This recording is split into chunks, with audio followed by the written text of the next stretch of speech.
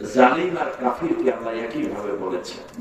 জালিম কারণ আল্লাহ বলছেন ومن أظلم ممن ذكر بآيات ربه فأعرض عنها।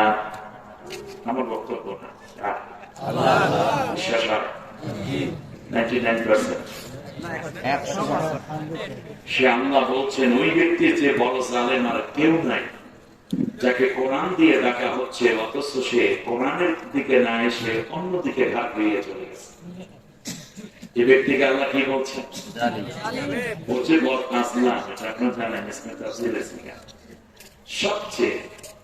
সবচেয়ে বেশি বড় জালিম হচ্ছে সেই ব্যক্তি।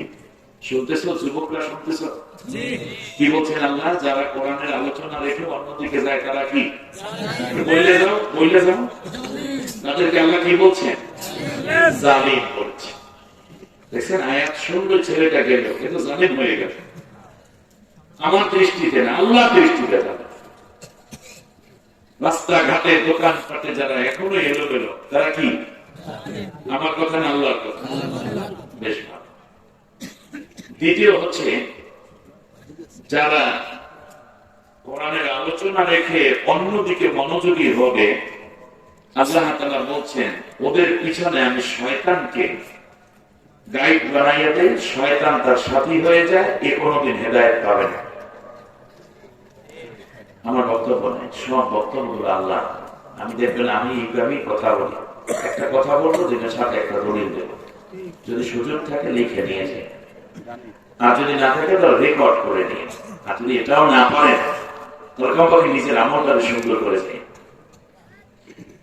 আল্লাহ রাব্বুল আলামিন বলেন মাইয়াশু আন যিকরির রাহমানি নুকাইয়িদ লাহু শাইতানান ফাহুয়া লাহু কারিন। যে ব্যক্তি আমার কোরআনের কথা আলোচনা হচ্ছে একদিকে, এই দিকে মনোযোগী না হয়ে অন্যদিকে মনোনিবিষ্ট হয়। কিভাবে? মোবাইলে কথা বলতেছে, দোকানদারের সাথে কথা বলছে, চা খাওয়াই লিপ্ত হয়েছে, দোকানদার বেচা কেনায় লিপ্ত হয়েছে, এমনকি বন্ধুর সাথে গল্প করছে, অথচ এইদিকে আল্লাহর কোরআনের কথা হচ্ছে।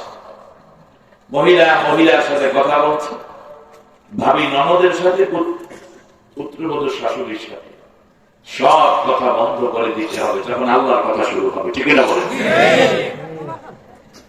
ব্যাস আল্লাহ তাআলা বলছেন যারা আমার কথা শুরু হওয়ার পরেও অন্য মনস্ক থাকে, আমি আল্লাহ তার জন্য একটা শয়তানকে সাথী বানাই দিই।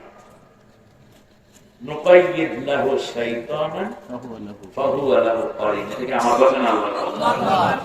সূরা যুখরুফের 36 নম্বর আয়াত আল্লাহ তাআলা স্পষ্ট বলেছেন যে শয়তান ফায়াদিল্লুনাহু আনিস সাবিল। এরপরে শয়তান যাকে পায়, আপনারা বলেন সে হেদায়েতে থাকে না গোমরাহ হয়? এই কথাই আল্লাহ বলছেন ফায়াদিল্লুনাহু আনিস সাবিল। এরপর আমার এই বান্দাটাকে শয়তান গোমরাহ করে দেয়। আরে আসলেন কোরআন শুনতে, গেলেন জালেম হইয়া, গেলেন শয়তানের মুরিদ হইয়া। ওয়ায়াহসাবুনা আন্নাহুম মুহতাদুন। আর সে মনে মনে ভাবে আমি তো হেদায়েতের উপরেই আছি। এই যে কোরআন বাদ দিয়ে যারা অন্যভাবে দৌড়াইল, তারা যে হেদায়েতের উপরে আছে, মানসিক শান্তি নিয়ে এই চিন্তাটার মাথার ভিতরে ঢুকে গেছে কে? শয়তান। আল্লাহ আমাদেরকে হেফাজত করুন, আমিন। আল্লাহ রাব্বুল আলামিন আবার বলেন, শোনো, এই মানুষগুলো শুধুমাত্র এই দুনিয়ার বুকে শয়তানি নিয়েই থাকে না, আর জালেম হয়ে থাকে না।